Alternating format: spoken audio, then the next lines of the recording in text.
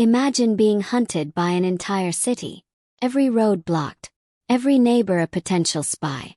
A bounty on your head so large that men would betray their own brothers for it. Now imagine walking out of your house, reciting a verse, and the men sent to kill you. Fall asleep. That is not a legend. That is the night of the Hijrah. And if you think you know this story, I promise you don't know all of it. Stay with me until the end, because what happened in that cave, on that road, and at the border of Medina will genuinely shock you. Before we dive in, if you love Islamic history told the real way, no sugarcoating, no skipping the dramatic parts, subscribe right now and hit that bell. Let's get into it. The setup. Makkah becomes a death trap. By the 13th year of prophethood, the situation in Makkah had reached a breaking point.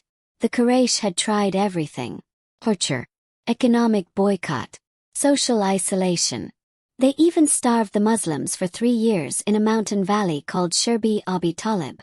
But none of it worked. Islam kept spreading. So the Quraysh called an emergency council at their meeting house, Dar al-Nadwah. The agenda.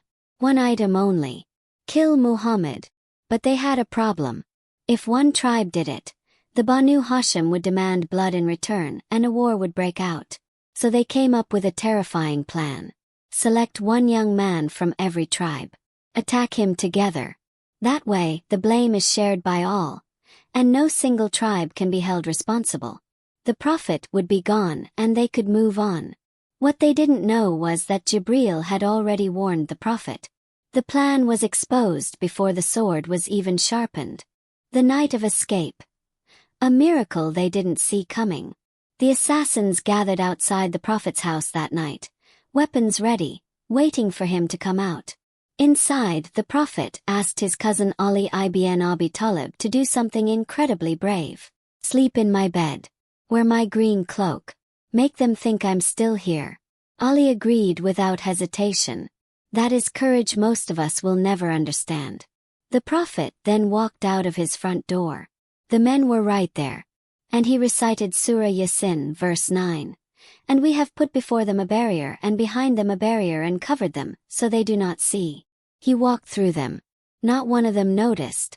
They sat there, watching a door, while the man they came to kill passed between them. When morning came and they burst into the house, they found Ali. The rage was indescribable. The Cave of Thawr. 3 days of divine protection. The Prophet and his closest companion, Abu Bakr, didn't head straight to Medina. That would have been too obvious.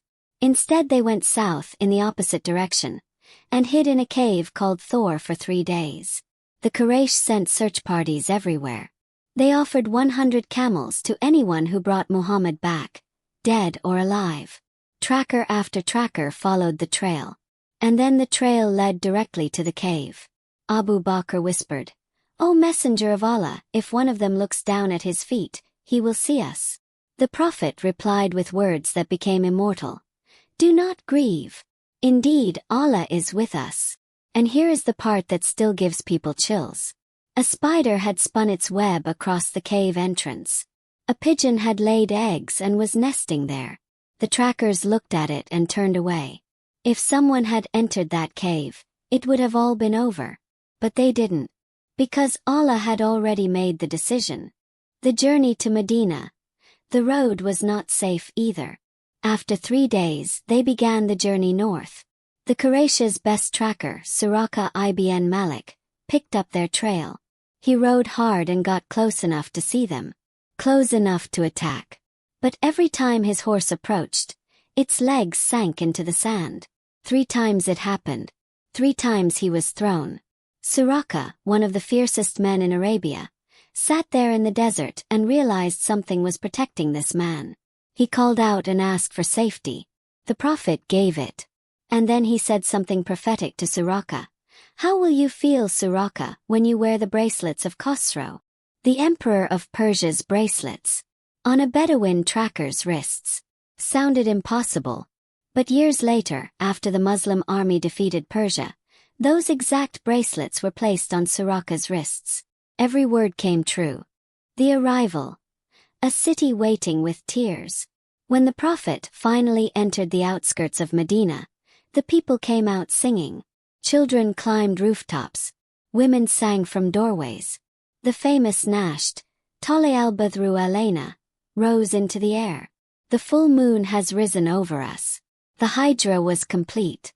And it was so significant that Umar ibn al-Khattab later made it the starting point of the Islamic calendar. Not the birth of the Prophet. Not the first revelation. A Hijrah. Because it marked the moment a persecuted community became an ummah. The Hijrah is not just history. It is a blueprint.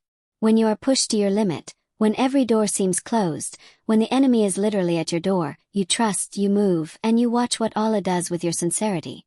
If this story moved you, share it with someone who needs it today. And drop in the comments, which part hit you the hardest. Subscribe for more stories like this. See you in the next one.